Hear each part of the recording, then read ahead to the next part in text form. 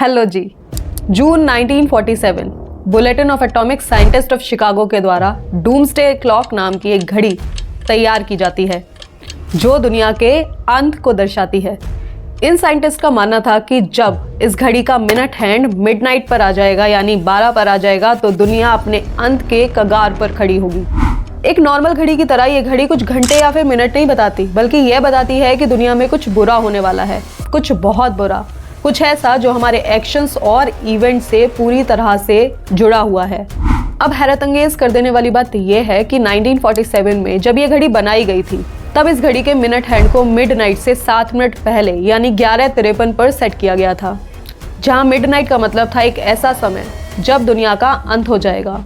लेकिन रिसेंटली 23 जनवरी 2024 को जब बुलेटिन ऑफ साइंटिस्ट की टीम ने इस घड़ी को फिर से इवैल्यूएट किया तो पता लगा कि इस वक्त ये घड़ी मिडनाइट से सिर्फ 90 सेकंड की दूरी पर है। मतलब इस घड़ी के हिसाब से हम और आप इस दुनिया के अंत से सिर्फ 90 सेकंड की दूरी पर खड़े हैं। लेकिन अब सवाल ये आता है कि क्या ये घड़ी सच में दुनिया के अंत को दर्शाती है?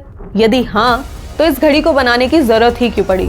इस घड़ी का नाम आखिर डूम्सडे क्लॉक ही क्यों रखा गया? क्या ये घड़ी सच में एग्जिस्ट करती भी है दुनिया में या फिर ये सिर्फ लोगों की मनगढ़ंत कहानी है?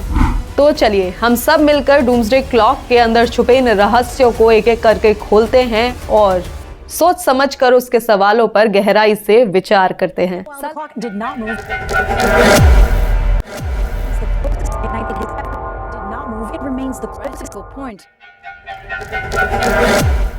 साल 1945 में एक नॉन प्रॉफिट ऑर्गेनाइजेशन बनाई जाती है bulletin of atomic scientist of Chicago के नाम से।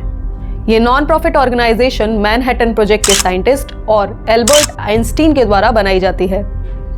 अब ये जो मैनहट्टन प्रोजेक्ट था ये रिसर्च एंड डेवलपमेंट का एक ऐसा प्रोजेक्ट था जिसे सेकेंड वर्ल्ड वॉर के दौरान साल 1942 में सीक्रेटली स्टार्ट किया गया था, जिसको यूएस ने यूके और कनाडा की हेल्प से लीड किया था।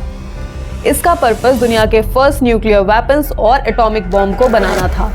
अब इस प्रोजेक्ट के पर्पस को आप याद रखिएगा क्योंकि इसका जो ये पर्पस है ये हमारी इस कहानी में एक अहम भूमिका निभाता है। चलिए अब अपने टॉपिक पर वापस आते हैं। Bulletin of atomic scientist of Chicago की एक नॉन प्रॉफिट ऑर्गेनाइजेशन जिसका काम है दुनिया को एटॉमिक वेपन्स और दूसरे ग्लोबल खतरों के बारे में जागरूक करना। इस ऑर्गेनाइजेशन से जुड़े जितने भी साइंटिस्ट और मेंबर्स थे उनको लगता था कि जितने भी साइंटिफिक एडवांसमेंट हो रहे हैं दुनिया में, जैसे कि न्यूक्लियर वेपन्स बनाना, एटॉमिक बॉम्ब्स बनाना, उनसे दुनिया को आगे आने वाले भविष्य में बेहद खतरा होने वाला है। अब ये खतरा कितना होगा इसको उन्होंने रिप्रेजेंट किया एक घड़ी के द्वारा, जिसको उन्होंने नाम दिया डूम्सडे क्लॉक। इस डूम्सडे क्लॉक को मार्टिन लैंग्सडॉर्फ ने डिजाइन किया था, जो कि इस मैनहट्टन प्रोजेक्ट के एक मेंबर अलेक्जेंडर लैंग्सडॉर्फ की वाइफ थी।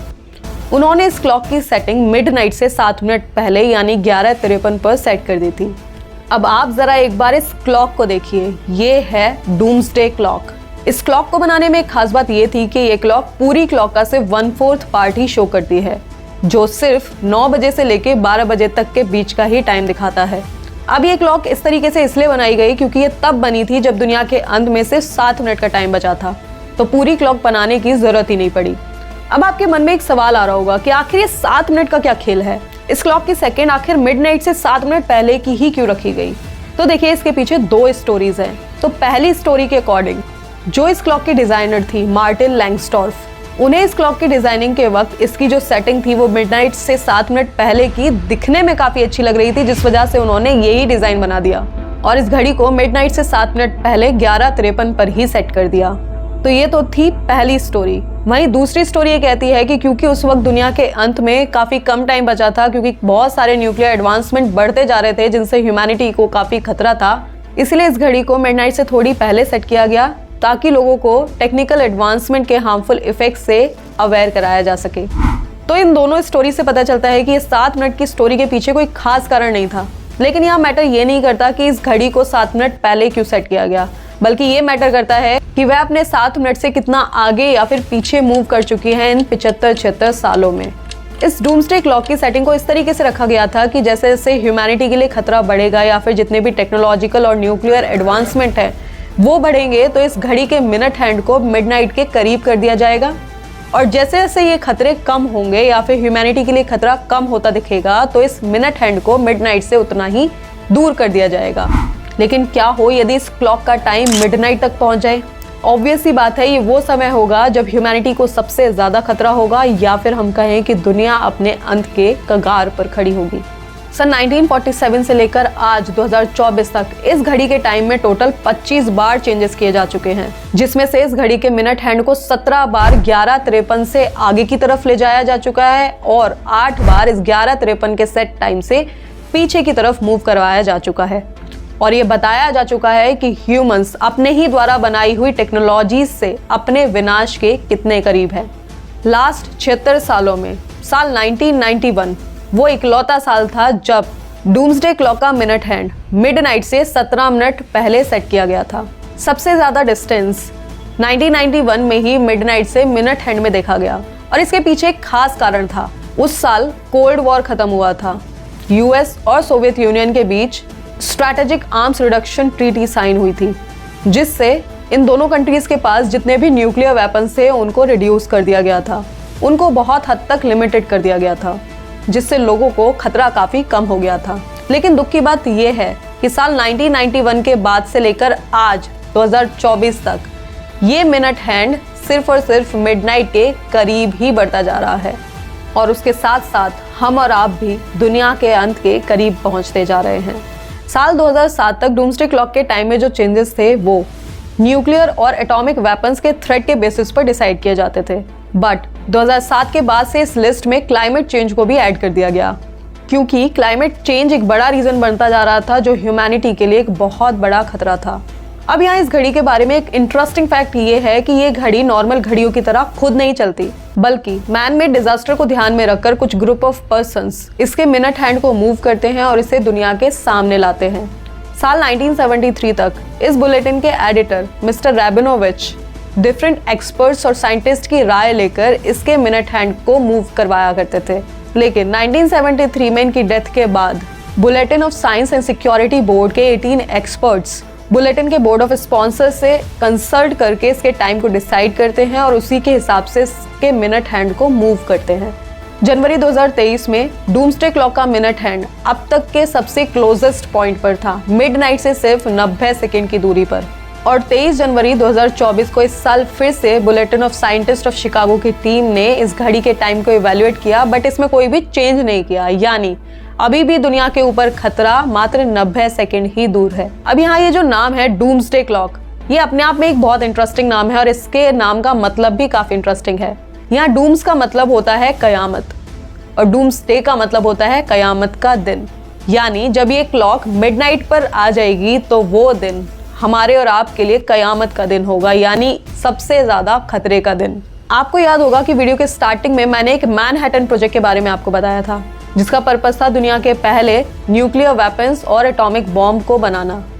और आपको ये भी याद होगा कि इसी प्रोजेक्ट के साइंटिस्ट ने डूम्सडे क्लॉक भी बनाई थी, जो ये प्रेडिक्ट करती है कि न्यूक्लियर वेपन्स के एडवांसमेंट से दुनिया को कितना खतरा होने वाला है। लेकिन क्या ये अजीब बात नहीं है कि जिन लोगों ने दुनिया को इतना खतरा दिया, दुनिया के लिए इतने खतरनाक न्यूक्लियर वेपन्स बनाए, उन्होंने ही लोगों को इन खतरों से अवेयर करने के लिए क्लॉक भी बनाई। मतलब पहले तो हम खुद ही इतने खतरनाक वेपन्स बनाते हैं, दुनिया को खतरे में डालते हैं, और फिर हम खुद ही एक ऐसी डिवाइस बनाते हैं जो इन खतरों से हमें अवेयर करती है। चलिए अब एक बार इस पूरे सिनेरियो को समझने की कोशिश करते हैं कि आखिर उन साइंटिस्ट ने न्यूक्लियर वेपन्स और एटॉमिक बॉम्ब बनाने का डिसीजन आखिर लिया ही क्यों, और जब डिसीजन ले ही लिया था तो उन्हें ऐसा क्यों लगा कि लोगों को इन खतरों से बचाना होगा या फिर लोगों को इन खतरों के बारे में अवेयर करना होगा।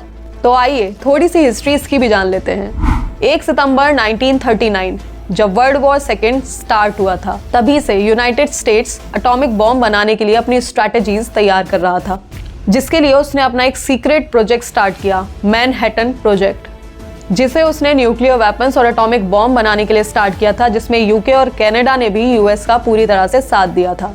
यूएस का जो एम था न्यूक्लियर वेपन्स और एटॉमिक बॉम्ब को बनाने के पीछे वो ये था कि वो जापान को इस सेकेंड वर्ल्ड वॉर में जल्दी से जल्दी झुकाना चाहता था और इस सेकेंड वर्ल्ड वॉर को खत्म करना चाहता था, क्योंकि जापान का साथ देने वाला जर्मनी भी बॉम्ब बनाने की पूरी तरह से कोशिश कर रहा था और यूएस चाहता था कि कैसे ही वो जर्मनी से पहले एक अच्छा एटॉमिक बॉम्ब बना ले और जापान को उसके कॉन्सिक्वेंसेस दिखाकर जापान को झुका दे और सेकेंड वर्ल्ड वॉर जीत ले। जिसके लिए मैनहट्टन प्रोजेक्ट के साइंटिस्ट ने काफी मेहनत की और एक ऐसा बॉम्ब तैयार कर लिया जिसे अगस्त 1945 में हिरोशिमा और नागासाकी के ऊपर यूज किया गया और फाइनली जापान को हराकर यूएस ने ये वॉर जीत लिया था।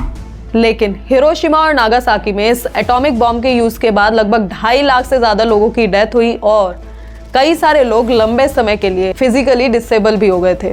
अब जितने भी साइंटिस्ट इस मैनहट्टन प्रोजेक्ट में इन्वॉल्व थे वो ये सब देखकर काफी ज्यादा कंसर्न्ड हो गए थे और उन्होंने सितंबर 1945 में बुलेटिन ऑफ एटॉमिक साइंटिस्ट के नाम से एक नॉन प्रॉफिट ऑर्गेनाइजेशन स्टार्ट की और साल 1947 में उसकी पहली मैगजीन मार्केट में निकाली जिसके कवर पेज पर उन्होंने डूम्सडे क्लॉक को रिवील किया और लोगों को ये बताया कि जितने भी न्यूक्लियर वेपन्स या फिर एटॉमिक बॉम्ब्स हैं उनसे लोगों को और ह्यूमैनिटी को कितना ज़्यादा खतरा हो सकता है। तब से लेकर आज तक डूम्सडे क्लॉक 25 बार अपना समय बदल चुकी है और दुनिया को ये बता चुकी है कि दुनिया अपने आने वाले खतरे से और अपने अंत से कितनी दूर है। आज 2024 में खड़े होकर हमें ये समझना होगा कि आजकल जो दुनिया में हो रहा है, air pollution, water pollution, geopolitical tensions, Wars, इनसे हमें और हमारे आने वाली पीढ़ी को सिर्फ और सिर्फ नुकसान ही होगा। और इन सारे ग्लोबल खतरों में पिछले कुछ सालों में एक और खतरा हमारे सामने लगातार बढ़ता आ रहा है, वो है आर्टिफिशियल इंटेलिजेंस का खतरा। आर्टिफिशियल इंटेलिजेंस जितना हम लोगों के लिए बेनिफिशियल है उससे कई ज्यादा हम सब के लिए हार्मफुल साबित हो सकता है और यहाँ एलॉन मस्क भी इस चीज को पूरी तरीके से एक्सेप्ट करते हैं। Mark my words, AI is far more dangerous than nukes. The danger of AI is much greater than the danger of nuclear warheads by a lot. इसीलिए इस आर्टिफिशियल इंटेलिजेंस को हमें शुरुआत से ही पूरे रूल्स और रेगुलेशंस के साथ में एक लिमिटेशन के साथ में यूज करना सीखना होगा। कहीं यही आर्टिफिशियल इंटेलिजेंस डूम्सडे क्लॉक के मिनट हैंड को मिडनाइट तक ना पहुंचा दे। साल 1947 में जब ये क्लॉक बनाई गई थी तब सिर्फ एक खतरे को ध्यान में रखा गया था, वो था न्यूक्लियर और एटॉमिक वेपन्स का खतरा। लेकिन आज 2024 में हमारे सामने कई सारे खतरे हैं।